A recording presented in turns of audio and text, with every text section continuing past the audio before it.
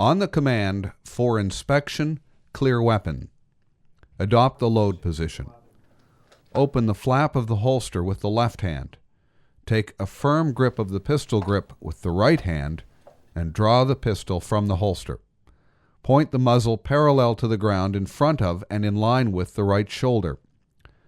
Position the forefinger so that it's outside the trigger guard, while at the same time gripping the pistol grip with the thumb and remaining fingers.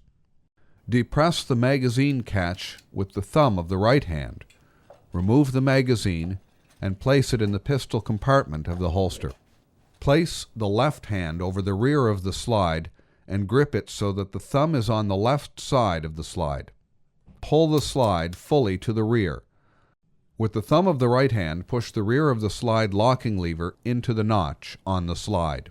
All magazines should be removed from the holster and held in the left hand, with the magazine platforms clearly visible immediately above the ejection opening.